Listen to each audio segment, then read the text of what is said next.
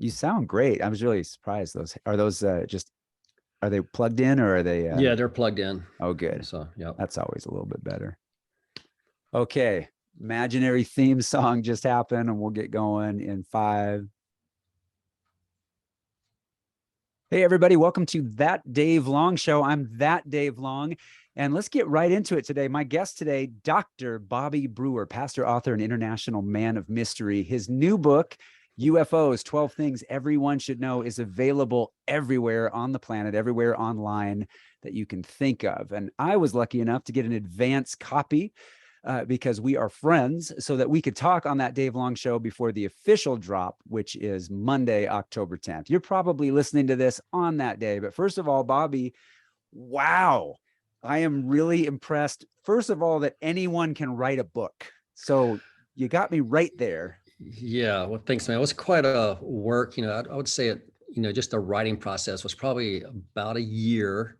And then you're always discovering new information on top of it. So as soon as you think that, hey, I'm done with that topic, oh, there's new information that totally changes everything. And then, of course, you work with editors, and it's probably something like recording as well, for music, but you work with editors, they come in with their ideas and so forth. So yeah, it's quite the process. No doubt. How many books do you have now? Like, I'm sure there's lots lying around and half done, but how many are out there? Yeah, most of them are available on Amazon for a nickel. You can buy nice.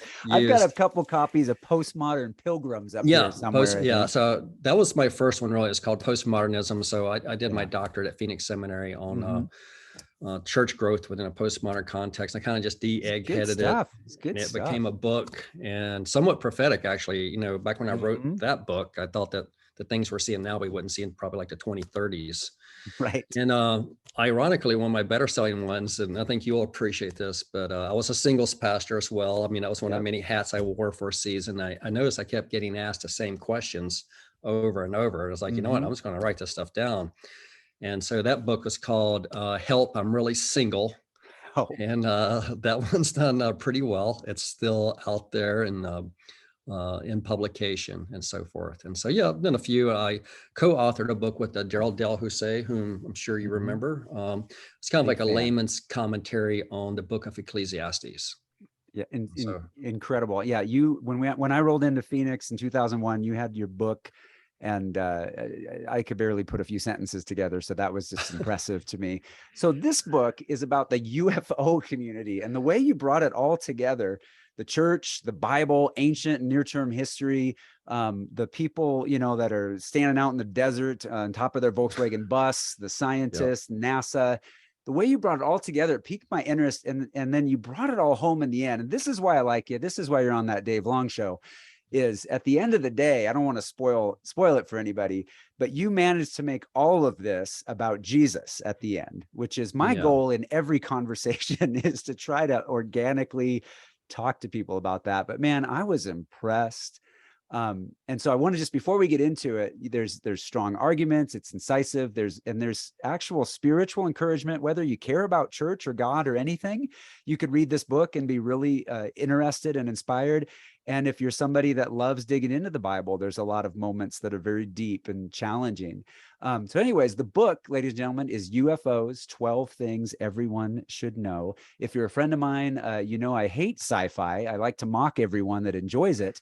So it's not a book I would necessarily pick up normally. It's not that it is sci-fi, but it's sci-fi adjacent. And it was so good, Bobby. So I wanted to make sure, am I leaving anything out about how people can find this book before we dig into it? That's the main way: Amazon, Trilogy, and just your typical online websites these days. There's not that many bookstores left anymore. No, it's kind of great, a thing of the past. Yeah, it's good because you're on the plane with all the other big shots. Your book is there. You can get it in all the same places. I think it's great. Yeah. So welcome to the Dave Long Show. Here's the question pains me to ask. Have you listened to any episodes of That Dave Long Show? I have. I kind of rediscovered you through Instagram, or no, I think it was originally LinkedIn, maybe. I can't remember. Yes, we did connect on there. And then, I was pretty impressed. Like, wow, man, I remember I saw that it's just like a perfect fit for you, actually. Oh, thanks, man. Once it's like, that actually makes sense for the Dave Long I know and remember. doing podcasting. Of course, you and I were talking a little bit before we started, but who would have thought 20 years ago? Yeah. We'd be on a podcast. I don't want to bore everyone out there who could care less who I am or you are, but I just so enjoy you. And what I loved 20 years ago is we just had the same heart. I think we wanted to tell people about Jesus. Yeah. And kind of felt like, let's try to speak in a language that people can understand. Yep. Even though we both love church, we love going to church, we've worked at churches, we just had a shared interest. And I always felt like the people who liked you always liked me, and the people who liked me liked you. And we should have spent more time together, but Steve Erickson was my support animal when I was there, so I didn't need you. So, okay, first question I have is, why UFOs? I mean, of all the Christian books out there, of all the things that you would think a pastor, you've been a pastor for like 30, 40 years, right? Yeah. What the heck? Let me just say, I have no aspirations to be known as the UFO guy. Oh, good. But, a couple of things. One, of course, was the Phoenix lights. That happened in Phoenix, 1997. And, in the past, most UFO photos were very blurry, or they looked like the Blair Witch Project, shaky and unstable. This time you had thousands of eyewitnesses. It's like, hey, what in the world was that? This was 87 or something? 1997. Yeah. Sorry. And I began, being in ministry, people were beginning to ask me, hey, what would it mean if there really were intelligent extraterrestrial beings on another planet? Wouldn't that make Christianity irrelevant? And it's like, well, let me dig into this. And, it became apparent that there's certain UFO sightings that are unexplainable.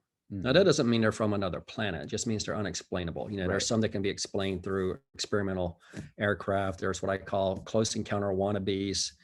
So there were a number of factors that I just couldn't find any Christian resources at the time. Now, this was 1997. And I think some of it's just a stigma that comes with it. Hey, that's what people who read, National Enquirer, that's those types. And of course, I didn't want to be grouped in with them either. And there's a stigma that comes with it. But I just got to a point, quite honestly, Dave, where I was like, someone needs to talk about this from an objective biblical worldview, because our culture is. And so way back in 1859, when Origin of Species was published, I learned that the church, and understandably so, pretty much scoffed at the idea of evolution. And let me say, I get it. I understand why they did. But it snowballed outside the church, whereas today, evolution is taught as fact from kindergarten through PhD. And so it snowballed outside the church. And so I saw the same thing happening with this phenomenon where, I would challenge everyone listening right now. In fact, if you did a survey, even in your Bible study, if you asked the question, hey, how many of you believe in UFOs? And you might be surprised at the percentage that say yes, or if you have any older listeners that have kids and grandkids, the odds are pretty likely that they believe in an intelligent life outside of this planet. And I hate to go nerdy and geeky here, but we call it ETI, extraterrestrial intelligent, meaning they can manufacture guitars or spacecraft the same, so I'm not just talking about amoebas or animal creatures. So, that was the goal. But I came to see that people were looking at extraterrestrials as a cosmic savior, that if the aliens are out there, they have the answers to the world's problems.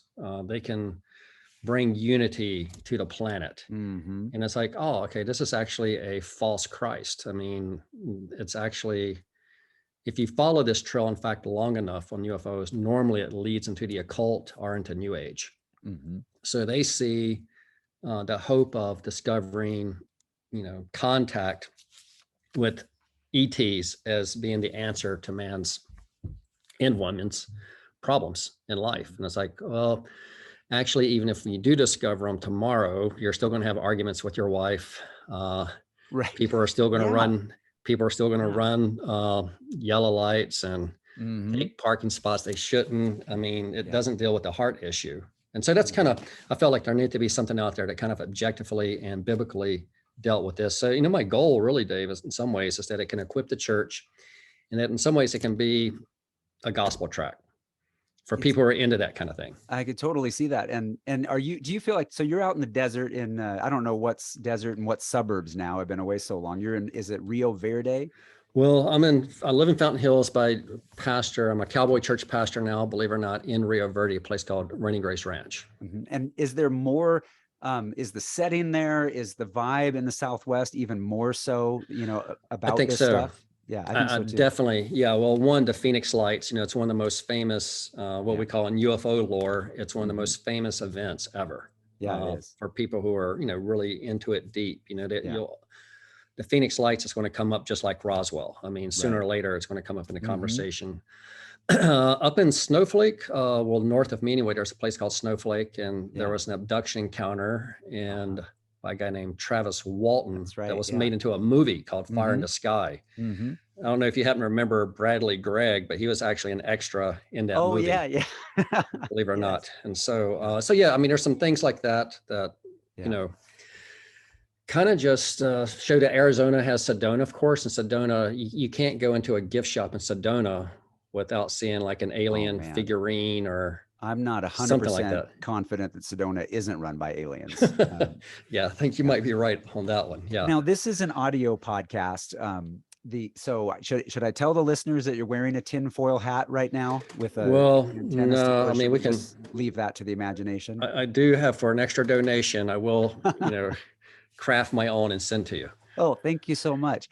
You kind of covered this, I think, but why are we so? I've always been, I mean, I'm not, like I mentioned before, jokingly, I'm not really into sci-fi. I don't want to watch Star Wars and all that kind of stuff, but I love those kind of movies like Contact and Fire in the Sky and Yep. all the different ones.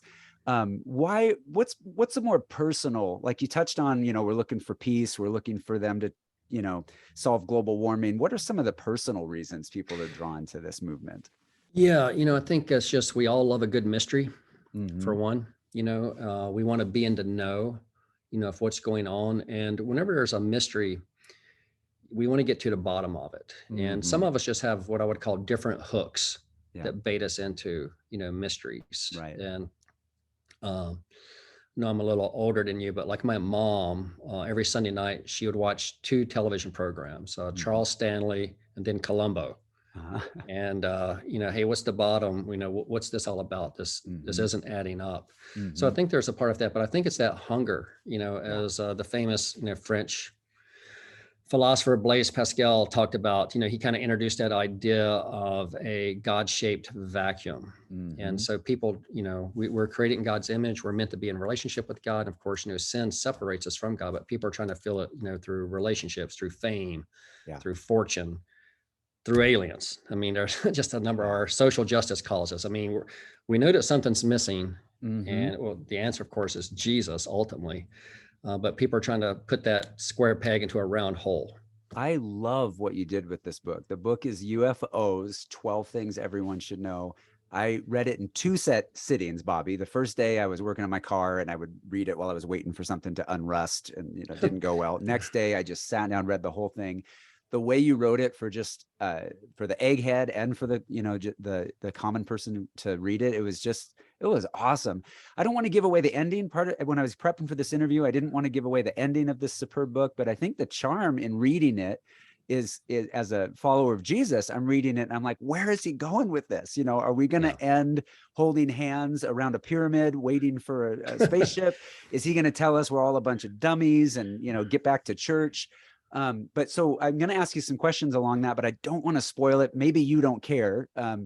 But is there any biblical support for the possibility? First of all, there's no intelligent life left on Earth, so I'm Right. hoping there is somewhere else. But is there any biblical support for the possibility that intelligent life exists on other planets or elsewhere in any other solar system?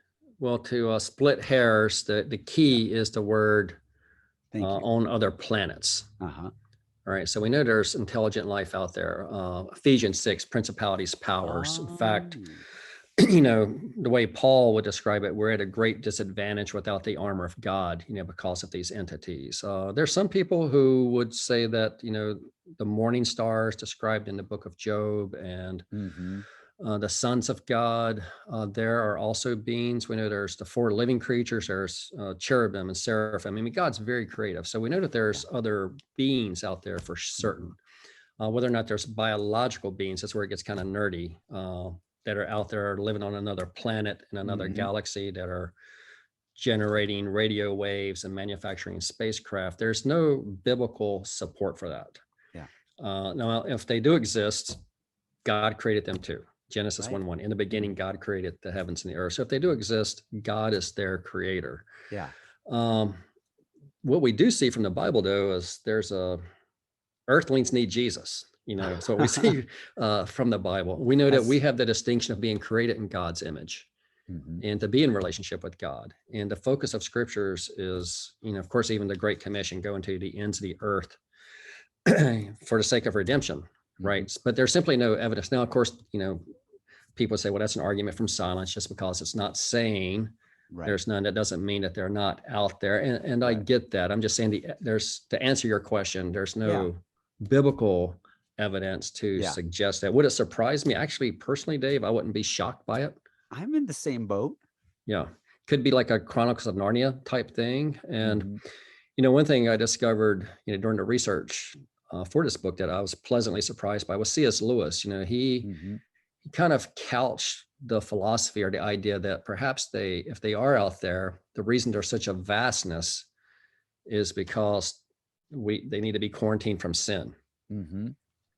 that came upon That the was, earth. yeah. I couldn't remember if that was him or you, but I loved that. Yeah. That And I was like, reasoning. that kind of resonates with me. And then I got to meet this guy named Nick Pope. Some of your listeners may know him. So Nick Pope is always on these shows like Ancient Aliens and whatever. All right. Okay. He's a British guy, nicest agnostic you'll ever meet, really kind to me, invited me to his home.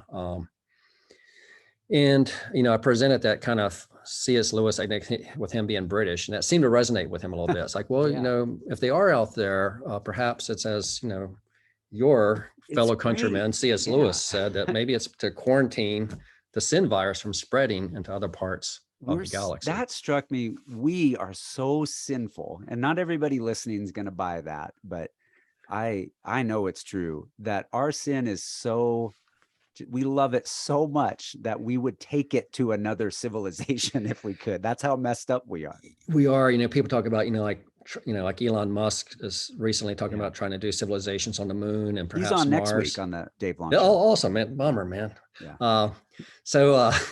And I was thinking if that does happen, then sin will go to the moon. Sin will go to Mars, Right. But so, so what God's been there love already. Yeah. Yeah. And I love it. I love it. It's just, people are going to be blown away when they see where you take this in the end. And it's not like a huge plot twist. It's just some of the what ifs you pose are really, I think they're really brilliant. Well, really, in some ways, that to me, it's a diversion. That topic of what if they're out there, but at the end of the day, but you're here, right? And you're a sinner who who needs Jesus, and Jesus loves you, and you're created in God's image. You're created very special, but it can be a smokescreen. It ends up being, a rabbit hole that some people will chase for the rest of their lives. Yeah, and they're doing it now. Maybe you covered this a bit, but I've never understood this. God to me is so big. And just the grace that God has shown in my life through Jesus Christ is so enormous and never ending that I guess it doesn't trouble me to think if there's an extraterrestrial or, whatever they like to be called these days. I don't know if they're as politically correct as we are. But why do people think that Christianity would fall if there was a little green man somewhere or something like that? Why do we think that? I'm not totally certain. Some of there are some quotes in my book, where some leading, kind of like celebrity astronomers, that's their hypothesis that, oh, well, it's back to the drawing board. Even Barack Obama kind of made a statement that kind of alluded to that, that, well, it's back to the drawing board for Christianity and all the major religions. Yeah. If we make contact, if it's verified beyond shadow of doubt that, hey, these things exist. They see it as being morally superior, which, like, wait a minute, you're talking about something you haven't even met yet. How do you know they're morally superior just because they perhaps can traverse galaxies? Right. It has nothing to do with their morals, it's interesting. And maybe it's, not that this is the main point of our podcast, but I think I'd love people to know Christians are very open-minded. We want to know the truth. We want to know what's going on. And I think maybe it's more a perception of, we have this cute little faith that's built on rules and regulations. So how could we handle this in our wee little brains? But that's not how I feel. Now, on the flip side of that, what one thing that is kind of interesting and somewhat disturbing is that people who have, claim to have had abduction encounters, these aliens, they never have anything good to say about Jesus. Yeah. In fact, it's kind of derogatory about Interesting. Jesus. So Very it's it's your basic, new age mumbo jumbo. Yeah. They don't seem to attack Muhammad or Buddha or any other religious No. faith, but Yeah. they seem to have a problem Yeah. with Jesus, which is kind of interesting. Yeah. What a powerful argument you bring up, because that's across the board with all criticism, it seems, is all the other religious leaders get a real pass. And I think, my opinion, it's because deep down inside, they know that Jesus is the way, the truth, and life. I think you're right. Deep down inside. And so otherwise you would be why spend so much energy focused on trying to discredit Jesus? You're not doing that to any other, as you pointed out, any other religious leader or any other religion, but whether it be, the world of academia these days or whatever, So I think this book's going to be your big book. The other ones, well, I hope so, man. The other ones were more nichey for, the pastor who's, on the front lines and things like that.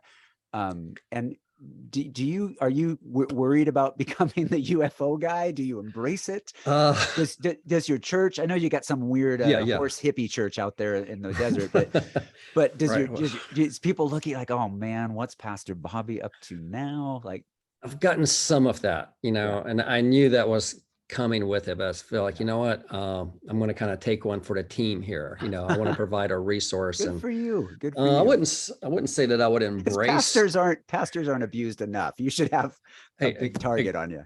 Exactly. And so, it's not, like I said, it wasn't my goal, nor is it my goal to be, the UFO answer man, right. But if God opens that door, I'd walk through it.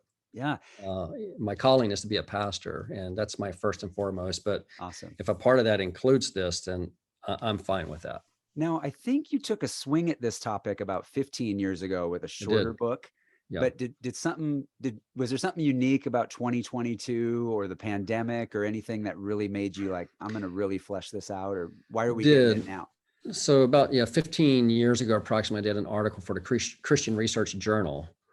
And that kind of became a book because, they wanted me to downsize it. You have word count issues. And so the book was actually a byproduct of the article. And what's changed is I feel like the paranormal has become normal.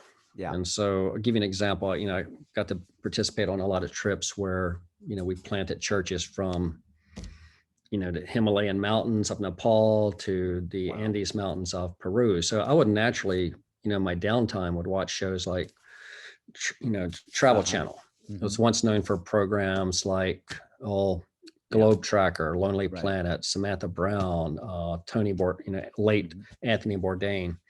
And I noticed around, I'd say 2017, there was like a culture shift in their programming, where it's like most haunted this, most haunted that, Ghostbusters, Expedition Bigfoot, Ancient Aliens, and all kinds of shows like that. So that it's dependent upon sponsors. So why would a show like Travel Channel or History Channel make such a huge shift in their programming? Well, it has to be because of ratings. It's money, yeah. It's money. And that people are willing to sponsor this. Like, well, that's a huge culture shift. Yeah. And then, but to really answer your question, I would say 2020 was the year. So in 2020, the United States government admitted, this is documentable. They really did, yeah. They said we're in possession of vehicles that are not made of this world. It's like, say what? Wait a minute. I can't even believe that's a sentence that exists. I know. In the world. And it really happened. And somehow it got buried like on the proverbial page 22, of the old fashioned newspapers. Is it because it's not an electric vehicle? Well, yeah, no doubt, man. To know about it. Yeah.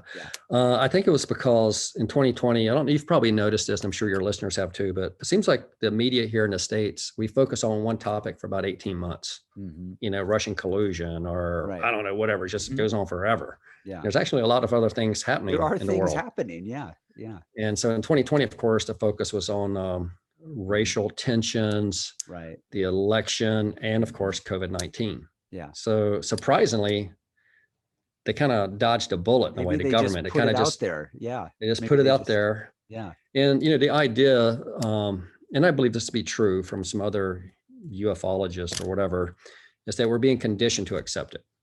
Yeah. See, if everyone believes it, it's really not a shocker. True. So there's a thing out there that's called the shock theory. It was introduced in about 1955. So the idea was, well, we can't admit this because if it does, it's going to bring the U.S. economy to a halt. Right. Right. So there's no way you can make an admission of something like that because everyone will just shut down and freak out. It'd be like 9/11 times, 20. Right. Right. But not if everyone believes in it. Mm-hmm. And, according to polls, for example, like the USA Today, Gallup, they're showing us that about 61% of the American public believes in the existence of ETs. So in a nutshell. Time. So, you'll hear a term, some of your listeners may have heard this before, but it's called disclosure. Mm-hmm. And people keep saying, hey, there's going to be a great disclosure. Yeah. But it's kind of like the frog in a kettle syndrome. Mm-hmm. A lot of people aren't ready for that disclosure just yet, but I think we're getting there. Mm-hmm. And in my opinion, it could be used too for something like an explanation for the rapture. So I happen to be a pre-trib guy. If it's not pre-trib, I'm instantly changing my theology to become a mid-tribulationist. Yeah. But it may be that the forces of darkness, likewise, they're not sure about the rapture. Yeah. Like, we don't know when it's going to happen, but we better have a prepared statement. Yeah. If it happens. And you'll get to this in the book, but a lot of my listeners might not know what that is. And so if a pre-trib or mid-trib, just simplest, give me one or two sentences if someone can understand what that is. Yeah, I appreciate that. I need to start thinking like that more. No. If there's a big, the Bible tells us there's going to be years of suffering at the end of mankind. So the Bible describes a period known as the Great Tribulation. I would say it's mostly Revelation 5 through 19. And it's, Jesus referred to it as birth pains, meaning you can expect an intensity and the frequency and the intensity prior to his return to rule and reign.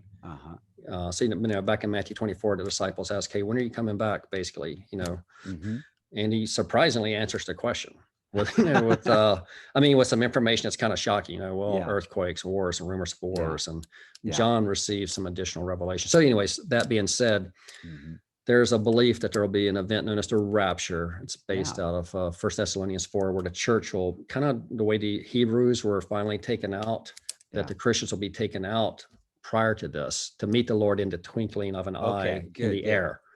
All right. So some people say, well, that's going to happen before this tribulation period. That's known as the pre-trib. Sounds good to me. That's the one I prefer. And that's one I lean towards. Some think, no, it's going to happen at the midway point. And others believe it just happens at the end. That's kind of like they call it post-trib. It's one and the same, that the second coming and the rapture are one and the same. There is and you know what? All three can make a pretty good argument for their case, I might add. I could care less myself at this point, but you make what I think just a brilliant hypothesis. And I think that's a big part of your book towards the end that I don't necessarily, you got to read this book, everybody. It's UFOs, 12 Things Everyone Should Know. You'll be supporting great ministry by buying it as well. But so Dave, could I say one more thing on that real quick before I forget? So I do want to say too, that interestingly, New Agers also teach a rapture. So there's some teachings within New Age, theology, if I can use that word, where well, it's true. They believe that the thing that's preventing, global harmony and peace is the Christians and the Jews. My goodness. And the reason being is because we have exclusivity in our faith that, with Christians, of course, now you have to believe in Jesus, the way, the truth, and the life. And so if we get these Christians out of the way, then everything will be all right. Then it could be kumbaya. Wow. But there's one New Age author and leader who talks about, hey, one day you're going to see this. I think they even used the word exodus. Interestingly enough, there's going to be a mass exodus. My goodness. And then we can have harmony. And so anyway, sorry to divert there, but no, and I thought it was kind of interesting. I thought, I just didn't want to spoil when you shared that in your book, that it's possible that event, whether it be pre-trib or mid-trib, is going to be lied about to explain the exodus of Christians from the earth as a good thing. Yeah, and maybe. Yeah, exactly. It's a hypothesis, but if it does happen, Satan loves to steal the story. Yeah. And imagine that there isn't a rapture, pre-trib, and then all of a sudden imagine there are like UFO reports all over the world. Yeah. That are kind of like some of the more recent videos that were released by the United States Navy that show, hey, This isn't like someone out at a trailer park. This is U.S. government Hey, some of my releasing best this friends live I in know, trailer man, me parks too. up here in Sorry, Idaho. guys. Yeah. And so, I know where but you live. yeah, I know. exactly. I know where the So, ranch is. you know, that would steal the show instantly. It's like, oh, Yeah. don't worry. You know, they're coming back. They're going to go to like a spiritual concentration camp. Yeah. They'll be back. Don't worry. And, Yeah, but that's just a theory that I happen to lean towards. And I enjoy that in the book. Like, you know, you're not saying I am a prophet and here's what's coming. You just do what we all do when we're talking with friends or talking to our spouse, and you're saying, like, oh, what if God did this, or what if this happened? And I hope nobody throws any rocks at you, because you're just kind of, there's a lot in the book that's really just, well, could it be this or could it be that? One thing I thought was brilliant is you basically bring up, what if, quote, they are real, but they're not who we think they are. And I wonder if you could talk about that a little bit and give away as much as you want, you know, in the book. But the book really is a mystery to me, even though I know it's a nonfiction book. The whole time I'm wondering, where's he going with this? What am I supposed to think? Well, of course, you know, kind of as disclaimer, there is, you know, what I like to call the Chronicles of Narnia type theory, where, you know, there are indeed other intelligent beings that God's created. We know he's very creative. I mean, look at all just the different trees we have. Yeah. You know, different breeds of the cat species or dog. I mean, it's amazing. So it shouldn't be like a complete shocker, but I think the evidence we have. So let me back up real quick. So we need to catch up, but I briefly worked with Stephen Baldwin, the actor, briefly. And so it took me into some circles I never had been in before. Yeah, I believe that. Screenwriters. And I remember one time we went to see a movie just because of the sound effects guy. And he's like, well, this is my friend. He did the sound effects. I want to be able to tell him I saw the movie.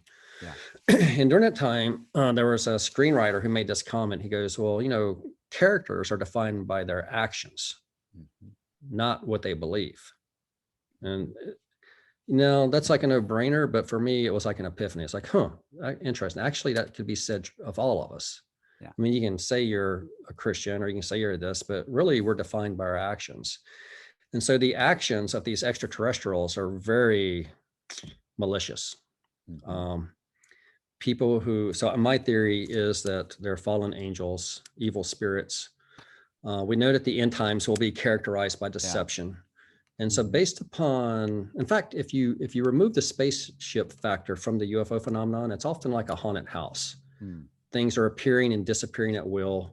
They change shape, color, size. People are terrorized. These are not pleasant, wholesome experiences where people are touring the rings of Saturn and the moons of Jupiter. No, people are absolutely terrorized. They often need counseling. You know, it's almost like PTSD. So Travis Walton, you know, who up in Snowflake, Arizona, I got to hang out with him for a while. And I remember asking him at the end, you know, hey man, is there anything you would do differently? He goes, yeah, I would have never gotten out of the truck. And he said that he felt like he was suffocating. These things, Dave, they're done against people's will, these abductions. Then you look at, you know, I have one chapter entitled, what is it? Abductions are bad for your, close encounters are bad for your health. Right. Especially if you're a cow, right? I mean, so here's one thing too that I came across was, so these cattle mutilations, one of the things that's fascinating is everyone has a theory as to who's doing it. Well, maybe it's a satanic cult, or it's just teenagers, or it's gang initiation. Everyone has all these different theories, but you know what? No one's ever prosecuted. It remains a mystery. In fact, Cattlemen's Association of Colorado, they have like a pretty significant reward for the arrest and conviction of whoever's responsible for doing this. See, like a typical Black Angus bull is about $4,500. This isn't chump change. I mean, for these ranchers, this is like a real deal. Like what's going on here? And so, yeah, people are generally, you know, terrorized, which is something that we see, you know, often in people who are demon possessed. Has the same characteristics. So kind of going back to, you're defined by your actions. And the actions of these extraterrestrials are not benevolent. I mean, look, we haven't even received like an autographed space map from them, you know what I mean? And so, but people have scars on their bodies. They have nightmares. I mean, just kind of the list goes on. And then of course, there's the message, you know, so Jesus, you know, warned us, hey, there's false Christs, false prophets, false teachers coming. Apostle John, in fact, all the apostles warn us, hey, false teachers are coming, you know, cowboy up. And so far, none of these aliens are saying, you need to receive Jesus as your savior. Oh yeah, well, he created us also. No, they're not saying that. In fact, many of them are saying we're your creator. Wow. We just come back to check in on you. We want to make sure that everything's okay here. So, and this is kind of consistent across the board. This isn't like, anomalous. Yeah. I'm talking about hundreds of documented cases where, like trained psychologists and psychiatrists have interviewed them, and the message is kind of consistent. People are terrorized. The message they get is, hey, we're coming back. We're your true creators. We can bring peace to the earth. Well, no, you and I know Jesus is the one who brings peace to the earth. That's right. It's not an alien entity. I feel the need to tell my listeners, you're, I guess, in our circles, you're a conservative, theologian, like, you're not a wackadoo. You have gone into, you, for whatever reasons, you've gotten into this subject, and some of the things you're sharing are really they're even made more interesting to me, that you are someone who loves God's word, you love the truth, you're not looking for some crazy story, but just, I mean, that's the best explanation I have encountered for what, because these things are, these UFOs, the what do they call them now, UAPs, because that's a little bit. UAP is another name that makes it so actually Nick Pope is introduced that term, which stands for unexplainable aerial phenomenon. Yeah. And so it's supposed to make it a bit more palatable to the eggheads. Right. Where hey, we're not, because when you say UFO, you just okay, assume. that's but when you say, well, we can't explain, there's a phenomenon that took place that we can't explain, that's often taken place, interestingly enough, in military maneuvers and over restricted airspace. Yeah. And so, like, we don't, is it the Chinese, is it the Russians, someone's leapfrogged us, or what's going on here? And I want to circle way back. If you're friends with Stephen Baldwin, will you ask him to talk to Alec Baldwin? I want Alec Baldwin on the show. We're just going to talk. All right, I'm making note of that, man, right now. We're just going to talk 30 Rock. My family, we love 30 Rock. We're just going to talk about Jack Donaghy. Interesting. We're not going to talk about his troubles he's having. We're going to have a good time. Yeah, so cool. I love the end of the book where you bring it all home somehow, and you do this throughout, but somehow you make it all about Jesus, and you simplify a complex conversation with the one truth that everyone really needs to know.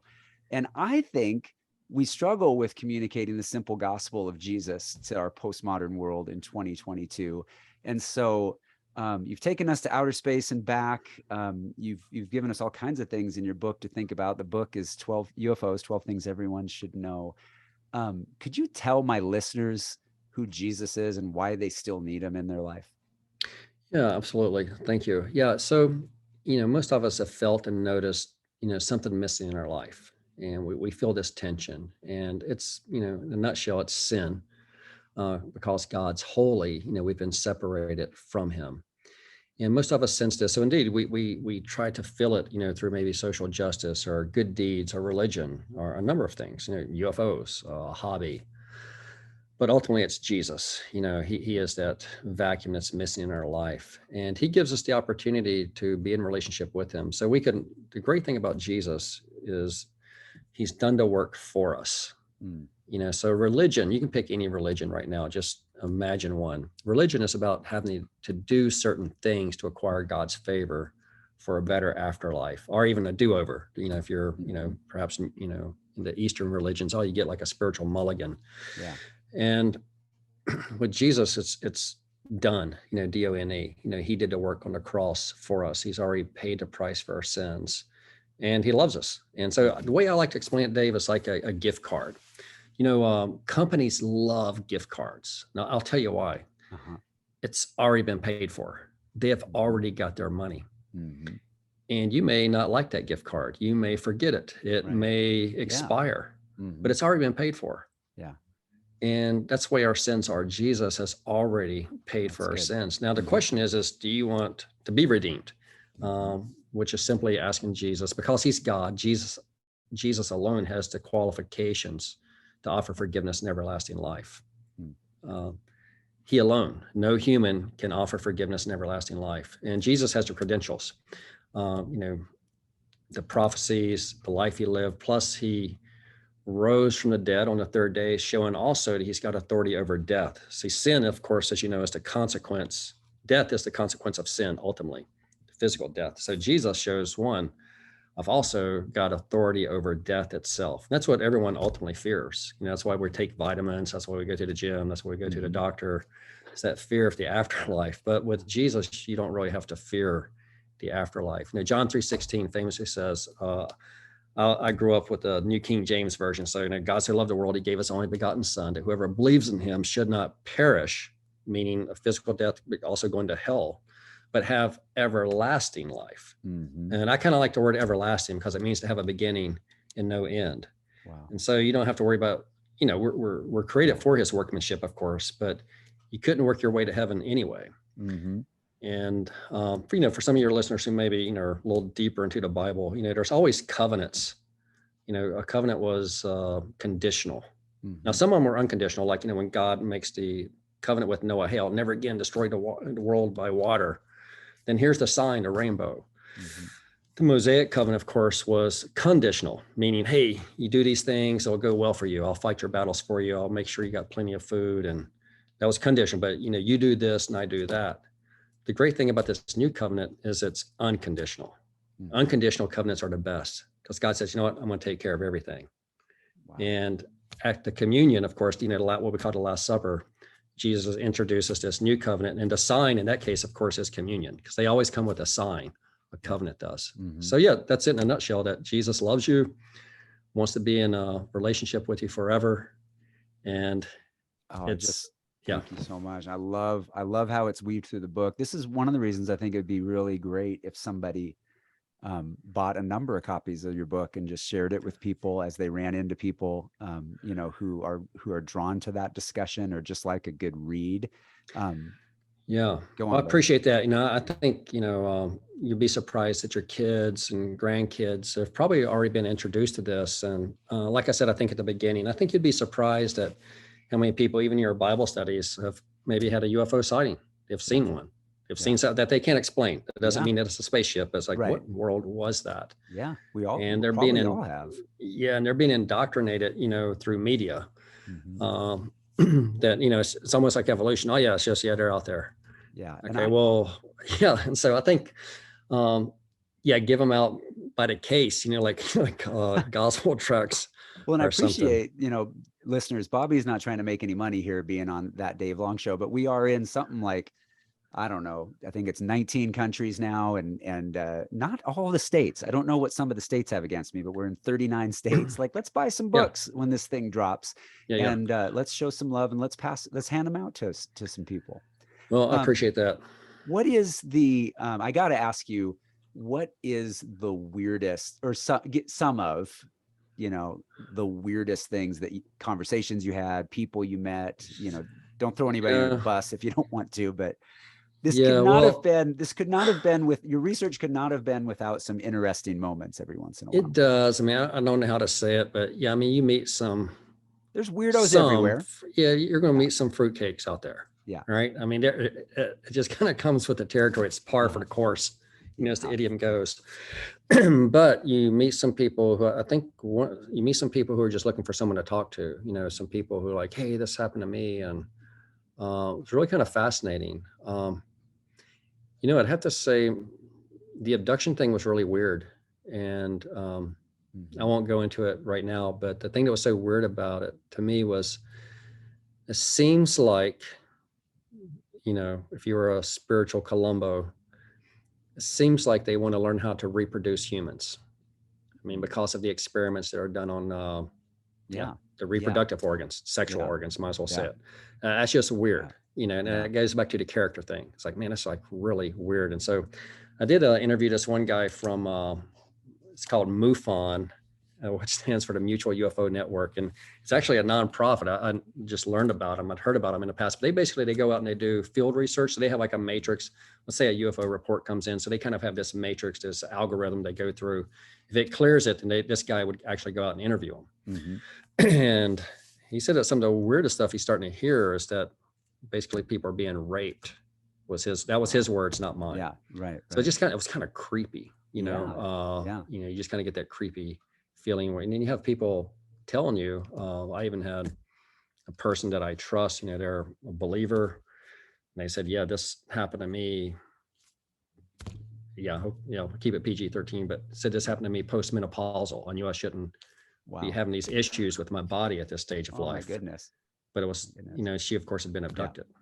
Wow. And so, man, you just hear, your heart kind of goes out. And so, there's the balance of, the one spectrum is just fruitcake. You kind of know almost instantly.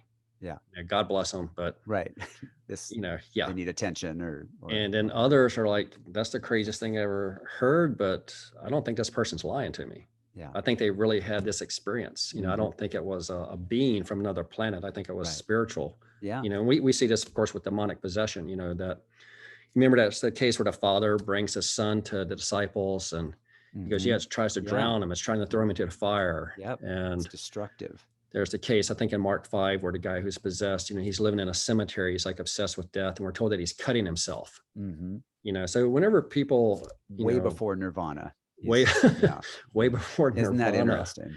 Yeah. They're cutting themselves. It's like self-destruction.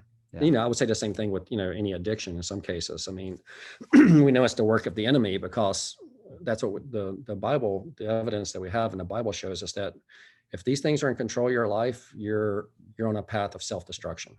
Yeah. And so anyways, I thought it was going to be more light question that I showed up. Well, and, I don't want to betray any confidences here.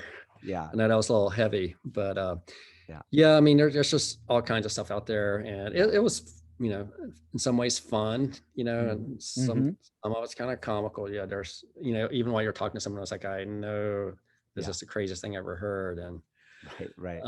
Were you on drugs or do you have too much NyQuil or, what happened here, I just hope it's like Mork and Mindy. That's my big dream. I wish. Yeah. And then I just lost everybody under 48 years of age with that classic. reference. I know. Good stuff. So I love those cultural references though. So I've got some listeners down in Phoenix, Arizona. I spent some time down there. Let's bring it back down to earth. If you want to, tell us what you're up to these days that has nothing to do with UFOs out in Fountain Hills and Rio Verde. And even specifically, you got something coming up around Halloween that is around this issue, I think. Yeah, I mean, so if you're in the Phoenix area, I'd love to reconnect with you. Dave and I were talking about I'm still in contact with a few, we call them Crossroads alumni. So Dave oversaw this just really cutting edge ministry back in the early 2000s that honestly, man, was like ahead of its time.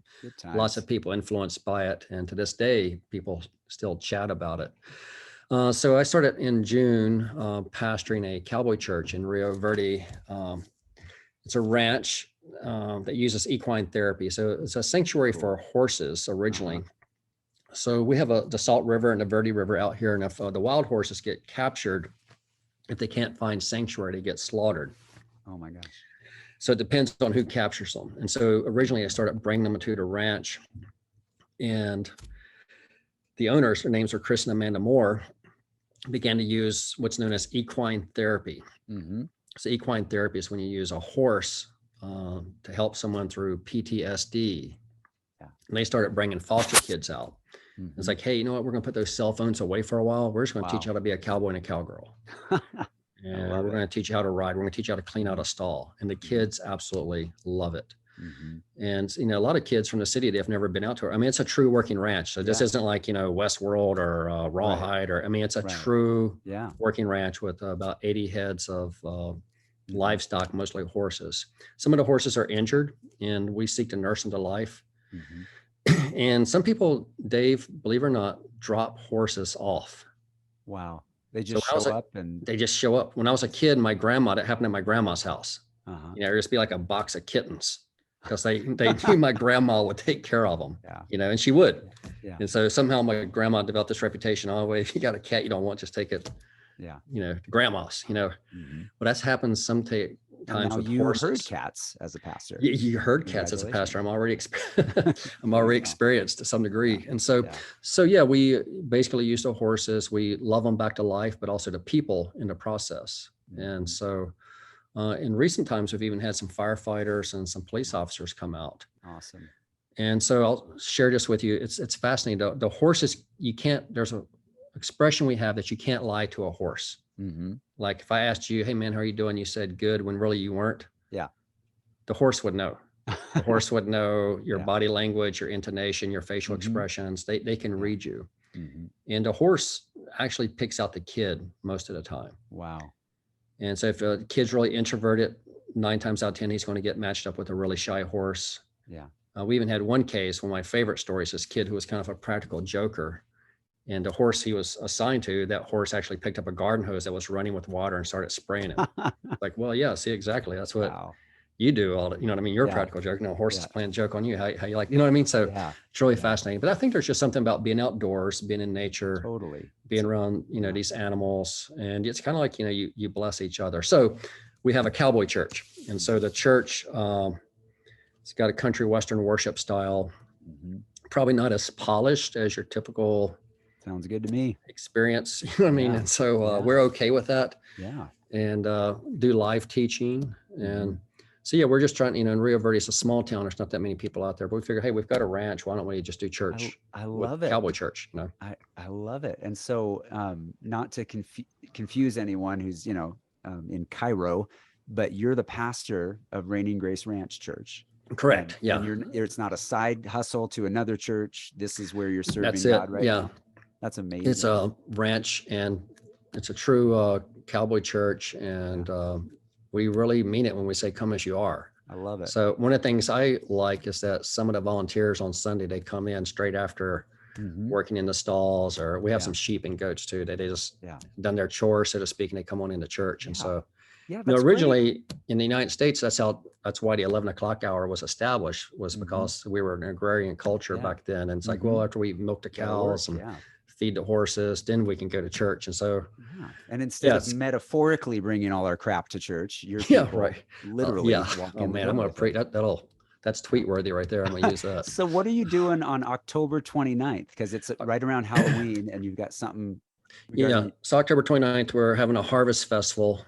And so the front half starts at 4 o'clock. We're going to have like horseshoes, pony rides, kind of like petting zoo, pet costume contest. Then the latter half starting at 6, we're gonna have a Christian comedian come out, and then we'll have some worship. And I'm gonna do a message actually on this topic. I think I'm just caught what's up with UFOs. And since it's so close to October 31st, of course, you know, I think, you know what, I might as well just roll with it for October anyway. Awesome. Bobby, you were an outstanding guest. We got to think about something else you can come on my show and talk about in the next couple of months, because you're just so good on the mic. Everybody, today's guest was Dr. Bobby Brewer of Reigning Grass Ranch in beautiful Rio Verde, Arizona. And we'd love for you to pick up a copy of his latest book, UFOs, 12 Things Everyone Should Know, available everywhere books are sold online. Any last words, Dr. Brewer? Hey man, so good to reconnect with you, and greetings to your listeners. And if you want to check out the website, it's azrgr.org. If you want to see a little bit more about Reigning Grace Ranch Chapel and so forth. But Dave, man, it's great to connect you, man. I really love what you're doing, and it's great to see you using your gifts and talents. And hey, spread the word about that Dave Long show. You know, get the word out, man. Let's get some more subscribers to this. Let's do it. Thanks again, Bobby. Here comes America's greatest closet-based podcast show theme song.